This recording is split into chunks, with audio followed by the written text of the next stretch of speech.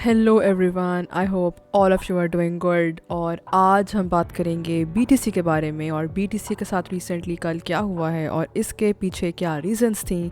और उसके बाद जो है हमने बीटीसी मार्केट को और ओवरऑल क्रिप्टो मार्केट को काफ़ी ज़्यादा क्रैश्ड फेज़ में देखा, जिसमें उसकी प्राइस $90,000 तक आई और काफ़ी ज़्यादा जो है वो हाइप भी थी। और इसको लेके कि क्या बीटीसी अब $80,000 तक जाएगा। So we were not sure about it, और क्या ये अब भी जा सकता है, इसके बारे में डिटेल में बात करेंगे। और इसके जो अंदर है हम साथ बात ये भी करेंगे कि क्या आपको इस फेज़ में बाइंग करनी चाहिए या नहीं बाइंग करनी चाहिए। So let's move into the video, but before we move ahead I have a request to make that watch the video till the end, hit the like subscribe button and do give me your feedbacks in the comments. So let's move ahead. तो अब बात कर लेते हैं crypto BTC crash की। Crypto BTC market crash में क्या हुआ and why did this all happen. See what really happen was कि $560 बिलियन की जो है टोटल मार्केट में, क्रिप्टो मार्केट में से जो है वो मनी वाइप आउट हो गई। यानी इतने ज़्यादा लोगों ने $560 बिलियन तक की टोटल अमाउंट की क्रिप्टो करेंसीज को कल सेल ऑफ किया, जिसके बाद क्रिप्टो मार्केट एंड बीटीसी की जो ओवरऑल मार्केट कैप था वो काफ़ी ज़्यादा ड्रॉप करके जिसमें $560 बिलियन निकल गए। ये काफ़ी एक्सटेंसिव ब्लीडिंग फेज था और इसमें जो है वो क्रिप्टो मार्केट में बहुत ज़्यादा जो है वो बियरिश मोमेंटम देखा गया। और इसके साथ साथ हम ये बात कर लेते हैं कि कल 700,000 ट्रेडर्स की $2.2 बिलियन की लिक्विडेशन भी हमें देखने को मिली। इसका मतलब ये है कि जिन लोगों ने फ्यूचर्स के अंदर अपनी जो है पोजीशंस ओपन रखी हुई थी, लॉन्ग पोजीशंस, वो सब ने काफ़ी ज़्यादा कल लॉसेस फेस किए और उसके बाद $2.2 बिलियन की टोटल पोजीशंस और टोटल मनी मार्केट में से वाइप आउट हो गई। तो अगर हम इसको कंपेयर करें पिछले क्रैशेस से, तो हमारे पास 3 ऐसे इवेंट्स आते हैं जिसमें क्रिप्टो मार्केट में ब्लीडिंग बहुत ज़्यादा हुई थी, मगर ये जो ब्लीडिंग थी ये इन 3 बिग ब्लीडिंग इवेंट से भी ज़्यादा बड़ी थी। जिसमें सबसे पहला इवेंट हमारे पास आ जाता है, दैट वाज FTX। जब सैम बैंकमैन-फ्रीड की एक्सचेंज FTX ने काफ़ी ज़्यादा प्रॉब्लम जो है देखी थी and it was gone insolvent. उसके बाद जब हमने देखा तो मार्केट काफ़ी क्रैश करती गई। Then we had another phase of Luna crash. कि लूना फाउंडर्स ने भी काफ़ी ज़्यादा मार्केट से वाइप आउट की क्रिप्टो करेंसी, और लूना फाउंडेशंस ने अपनी एक्सचेंजेस या जो अपने प्रोजेक्ट्स थे उनके बैकएंड पे काफ़ी ज़्यादा स्कैम किया था। And then we have the third event जो है कोविड का, जिसमें आपको पता है कि पैंडमिक के टाइम में कोविड के आने से मार्केट काफ़ी बुरी तरीके से इम्पैक्ट हुई एंड इट क्रैश्ड। तो आपके सामने स्क्रीन पर है that Jess Cohen said that $2.2 billion was liquidated from the crypto market in the past 24 hours, जिसमें 700,000 traders की जो positions थी लॉन्ग की वो liquidate हो गई and they were given a loss situation, जिसमें जो उनके जितनी भी अमाउंट थी it went back to those people जिन्होंने short positions लगाई थी। And it was one of the worst situations and the worst liquidations in history in a single day। ये कभी भी 24 आवर्स में नहीं हुआ जो कि 24 आवर्स में देखने को मिला। उसके अलावा FTX जब कोलैप्स हुई थी तब we had the loss of $1.6 billion, और ये कोविड से भी ज़्यादा बुरा क्रैश था। तो it was an historic wipe out. If you can C crypto rank के मार्केट चार्ट के मुताबिक you can see that bitcoin, Ethereum, ripple और जितनी भी करेंसीज हैं दे वर ऑल इन रेड। अब हम बात कर लेते हैं ये हुआ क्यों, इसके पीछे रीज़न क्या थी। तो अगर आपके सामने स्क्रीन पे है that it happened because of the Trump raising the tariffs. मैंने कल की वीडियो में ये बात की थी और उसका लिंक आपको ऊपर आई बटन में मिल जाएगा, जिसमें मैंने आपको बताया भी था कि crypto market was crash because Donald Trump, the US president, उन्होंने Mexico and Canada and China इन 3 कंट्रीज़ में जो उनके ट्रेडिंग पार्टनर्स थे उनके ऊपर टेरिफ्स इम्पोज किए हैं, जिसके अंदर 25% एंड 10% जो है वो टैक्सेस इम्पोज किए गए, जिसमें 25% टैक्स मैक्सिको एंड 25% टैक्स जो है वो कनाडा के ऊपर जो है वो इम्पोज किया गया। यानी अगर आप USA में रहते हैं and you are a US manufacturer और citizen and you are trying to import anything from China, USA or Mexico, you have to pay 25% tax, but if you are importing anything from China तो आपको 10% tax देना पड़ेगा। तो ये basically उनकी एक रजीम का एक पार्ट था, एक पॉलिसी थी। ये उन्होंने क्यों किया? Of course they had to basically incentivize their own manufacturing plants, their own production firms, जिसमें अगर हम देखें तो USA की जो अपनी प्रोडक्शन फर्म्स हैं वो पहले ये काम नहीं कर रही थी। और अगर हम इसका हिस्टोरिक चार्ट देखें तो यूएसए की जितनी हिस्ट्री देखें फ्रॉम 1849 टिल 2020, तो देखने में आता है कि it is still not one of the bad tariffs, क्योंकि जो सबसे ज़्यादा बैड टेरिफ्स थे वो मैकिनले टेरिफ्स थे, जो कि 1989 और 90 के दरमियान रखे गए थे। 1889 से 1890 के दरमियान रखे गए थे। Then we saw that Hensley report और हेंसली स्पूफ टेरिफ, जिसके अंदर 1920 से 1949 के दरमियान ये टैरिफ्स रखे गए थे। एंड अगर हम अब देखें तो ये टैरिफ्स अभी भी उनके कंपैरिजन इन दो बिग टैरिफ्स के बराबर भी नहीं है, इट इज़ स्टिल लेस।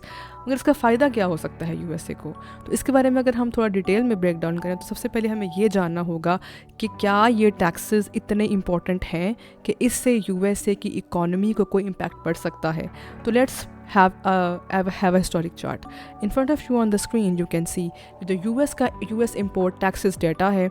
इसमें मैक्सिकन गुड्स जो हैं वो 1% से भी कम डाटा में पहले इंपोर्ट की जाती थी, यानी जब भी कोई यूएस सिटीज़न या यूएस कंपनी मैक्सिको या कनाडा से ये चीज़ें इंपोर्ट करती थी, जिसमें मशीनरी, इलेक्ट्रॉनिक्स, केमिकल्स और फ्यूल जैसी और चीज़ें थी, जिसमें मेटल्स भी आ जाते हैं। ये जितनी भी लिस्ट आपके सामने स्क्रीन पे है, ये जितनी भी चीज़ें यूएस से पहले जब इंपोर्ट कर रहा था इन दो कंट्रीज़ से या चाइना से, तो इनका रेट 1% से भी कम था। मगर अब ये अचानक से 1% से 25% पर रेज़ कर दिया गया है, जिसका मतलब ये है कि it is very difficult for the US manufacturers and US companies to actually start having any kind of products from these two countries. अब इसमें मसला क्या है?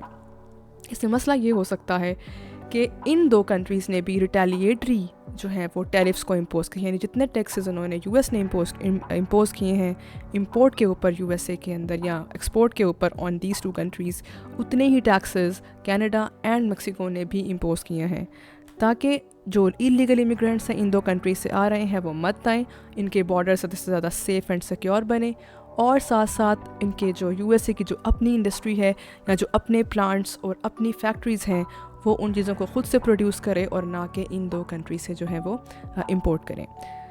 तो इसका जो बेनिफिट अगर हम देखें तो it is more beneficial in the favour of USA. अब हम बात कर लेते हैं इसके साथ इसका फ़ायदा क्या होगा। इसका फ़ायदा ये होगा कि इन द शॉर्ट टर्म, यानी थोड़े टाइम पीरियड के लिए यूएस के अपने लोगों को इन्फ्लेशन फेस करनी पड़ सकती है। And when we talk about inflation, it means कि इंटरेस्ट रेट्स जो हैं सेंट्रल बैंक हाई कर देगा। इसका मतलब ये है कि people will have less money to borrow from the banks and further more वो क्या करेंगे कि वो अपने क्रिप्टो मार्केट में से ही जो उसकी जो वैल्यू है या जो उनके एसेट्स हैं उनको सेल ऑफ करके अपनी डेली एक्सपेंसेस को मीट करेंगे, यानी अपनी क्रिप्टो सेविंग्स को यूज़ करके अपने डेली एक्सपेंसेस को जो है वो सस्टेन करेंगे। तो इसका जो फ़र्क है वो इस तरह से ही आया है। अगर हम इसको कंपेयर करें पास्ट साइकिल से, तो पास्ट के अंदर भी जब भी जो है वो बिटकॉइन हाविंग हुई है या बिटकॉइन साइकिल्स 4 ईयर्स के बाद आए हैं, तब हमने ये चीज़ नोटिस की है कि क्रिप्टो मार्केट हमेशा से पहले बूम पे जाती है, फिर it goes a little down and then it works in a sling shot manner, यानी ये बूम पे जाके then it dumps and then finally ये बहुत ज़्यादा बूम करती है। एंड हम कह सकते हैं कि we are still in that phase. तो एक्चुअली जब इन्फ्लेशन ज़्यादा होती है there will be less money to basically borrow from the banks and to spend on buying more and more crypto.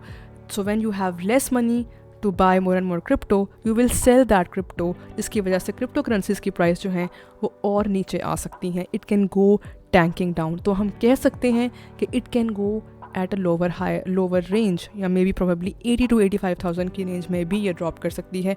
But again ये सिर्फ और सिर्फ एक एस्टिमेट है, एक एस्टिमेशन है अबाउट कि वेदर मार्केट इतनी ड्रॉप करेगी या नहीं ड्रॉप करेगी। अब let's talk about the traders psychology here. Traders actually क्या कर रहे थे and how this all really favoured them. See, crypto market में दो तरह के ट्रेडर्स होते हैं, एक होते हैं small traders and then we have the big whales और बिग ट्रेडर्स। अब ये दो ट्रेडर्स इस तरह काम करते हैं, they basically sell, when I talk about the big traders, they basically sell a lots and lots of dollars। वो बेसिकली करते क्या हैं कि जब क्रिप्टो मार्केट काफ़ी हाइक या हाइप पे होती है, जैसे let's say if it is eight $105,000, तो वो बिटकॉइन को वहाँ पे सेल करके मैसिव अमाउंट में नीचे ले आते हैं। And the moment it starts tanking down, वो वहाँ से उसको दोबारा से सेल करने के बजाय वहाँ से दोबारा बाय करते हैं और उसको फिर हाइप में लेके जाके उसको अगेन सेल ऑफ करते हैं। इससे वो दोनों साइड्स पर हमेशा प्रॉफिट में रहते हैं, लेकिन उसमें सबसे ज़्यादा जो नुकसान होता है वो सिर्फ और सिर्फ स्मॉल ट्रेडर्स का होता है, जिन्होंने छोटी पोजीशंस हमेशा ओपन या फ्यूचर्स में रखी होती हैं, और उसकी वजह से उनको बहुत नुकसान होने की वजह से जो एक और थर्ड पार्टी जो इसमें से सबसे ज़्यादा जो है प्रॉफिट में रहती है वो बेसिकली होती हैं एक्सचेंजेस। इन एक्सचेंजेस को सबसे ज़्यादा फ़ायदा होता है आपकी पोजीशंस ओपन रखने में। So I am not saying that you should not do futures, but you need to understand कि जब मार्केट एक्सट्रीमली बुलिश या एक्सट्रीमली बियरिश होती है तो तब फ्यूचर्स में एंटर होना आपके लिए प्रॉब्लमेटिक हो सकता है। दैट इज़ वाई जितने स्मॉल ट्रेडर्स हैं वो इस टाइम इंसेंटिव नहीं फील करेंगे मार्केट में एंटर करने के लिए, या मोटिवेटेड नहीं होंगे, बल्कि वो ट्रेडर्स मोटिवेटेड होंगे जो इस वक्त मार्केट को हमेशा नीचे रखने में और उसको बाद में सेल ऑफ करने में, या उसको बाय करके बाद में हाई प्राइसेस पर सेल ऑफ करने के बेनिफिट में होंगे। अब बात कर लेते हैं कि इस पोजीशन में हमने लेवरेज कभी भी यूज़ नहीं करनी, बिकॉज अगर आप लेवरेज यूज़ करेंगे तो आप हमेशा नुकसान में होंगे। अब बाय लेवरेज हियर मीन कि आप ट्रेडर जो हैं वो अगर हैं और आप एक्सचेंज पे जाते हैं तो आपके पास अगर मनी नहीं है तो आप उस एक्सचेंज से बोरो कर लेते हैं। इसका मतलब है कि आप लेवरेज यूज़ करके 5x 10x 20x है जितनी भी आपने x यूज़ किए हैं वो यूज़ करके फ्यूचर्स में ओपन पोजीशंस करते हैं ताकि you can have more money, but in the end नुकसान हमेशा आपका होता है, बिकॉज अगर आपकी एस्टिमेशन नहीं सही ठीक आ रही तो you have more chances to lose your money. और अगर हम बात कर लें इसका कंपैरिजन क्रिप्टो मार्केट और comparison with the stock market, तो in front of you on the screen you can see कि S&P 500 का जो 7 डेज़ का डाटा है उसके अंदर भी हमें मार्केट अभी भी जो है वो ग्रीन नज़र आ रही है। It's still bullish because recently जो एनवीडिया और डीप सीक के जो हियाटस हुआ था या जो प्रॉब्लम हुई थी उसके बाद एनवीडिया की जो मार्केट जो है जो स्टॉक मार्केट थी एनवीडिया की वजह से वो $600 बिलियन से क्रैश कर गई, जो कि काफ़ी बुरी सिचुएशन थी in the span of 2 days. तो इस सिचुएशन के बाद जो है मार्केट अब रीबाउंड कर रही है स्टॉक मार्केट, लेकिन इसका US गवर्नमेंट ने जो इम्पोर्ट्स टैरिफ इम्पोज़ किए हैं उसका इम्पैक्ट स्टॉक मार्केट के ऊपर इतना पॉजिटिव मतलब इतना नेगेटिव नहीं है जितना क्रिप्टो मार्केट पे नेगेटिव आया है। वो क्योंकि crypto market is the only market which works when it is basically weekend, it works 24 hours. That is why लोगों ने अपनी जो मनी थी वो क्रिप्टो मार्केट से जो है वो इंजेक्ट ऑफ करके या उसको जो है साइफन ऑफ करके उसको अपने डेली एक्सपेंसेस के लिए जो है वो रख लिया है। अब अगर हम बात करें ओवरऑल स्टार्ट कर लेते हैं कि ट्रंप ने ऐसा क्यों किया। See when we talk about macro economic indicators, तो हमारे सामने आप देखिए जिस तरह स्क्रीन पे आ रहा है कि US ने जो है वो हमेशा अपनी जो इम्पोर्ट एक्सपोर्ट है वो कभी भी अपने लिए हमेशा फेवर में जो है वो उसके डिसीजंस लिए हैं। How come? See Canada and Mexico are more dependent on US. Why so? Because Canada और Mexico जो प्रोडक्ट्स एक्सपोर्ट करके अर्निंग करते थे वो उनकी GDP का, उनकी टोटल ग्रॉस डोमेस्टिक प्रोडक्ट का 80% था, जबकि अमेरिका या US से जिन प्रोडक्ट्स को इंपोर्ट करता था वो उनकी टोटल GDP का सिर्फ 14 to 18% है, जिससे उनको इतना नेगेटिव इम्पैक्ट नहीं पड़ता जितना कनाडा और मेक्सिको को पड़ता है। इसका मतलब है कि the cards for trade are still in the favour of USA, जबकि ओवरऑल देखा जाए तो ये इतना पॉजिटिव नहीं लगता if we just look at the surface, but if we dive deeper तो we see that it is still in the favour of USA, which mean the Trump is playing safe here. And उनके इस decision से we are seeing more and more things that can be turned positive for the USA in the long run. So it's a decision which can be a little bad in the short term, but in the long run it is very positive. इसका मतलब ये भी है कि आने वाले time में immigration पे इम्पैक्ट होगा, इसका इमिग्रेशन के साथ US कंज्यूमर पे होगा, but in the long run ये फ्यूचर के जो भी स्टेप्स लिए जा रहे हैं they are very positive for the US people and for the US government and the US economy. मगर इसके साथ साथ आपको ये बता दूं कि जो ट्रंप एंड मेक्सिको ने रिसेंटली एक आपस में उनकी जो ट्रंप ने एक रिसेंटली मेक्सिकन प्रेसिडेंट के साथ जो है एक कॉन्वर्जेशन की है, एक फ़ोन कॉल की, जिसमें उन्होंने बात की है कि जो इलीगल इमिग्रेंट्स आते हैं मेक्सिको से उनको भी लोअर किया जाए और उसके साथ साथ फेंटेनाइल ट्रैफिकिंग को भी रोका जाए।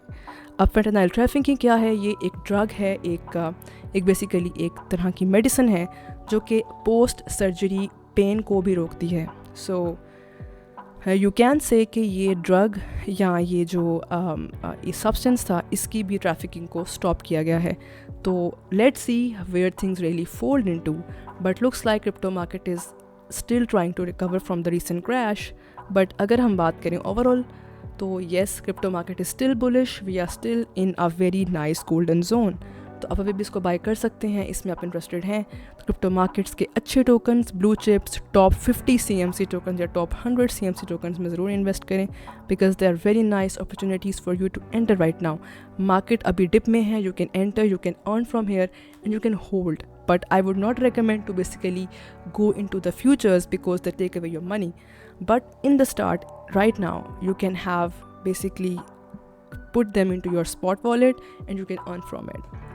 Otherwise, it's not a financial advice. You can still do your own research and then enter into the market.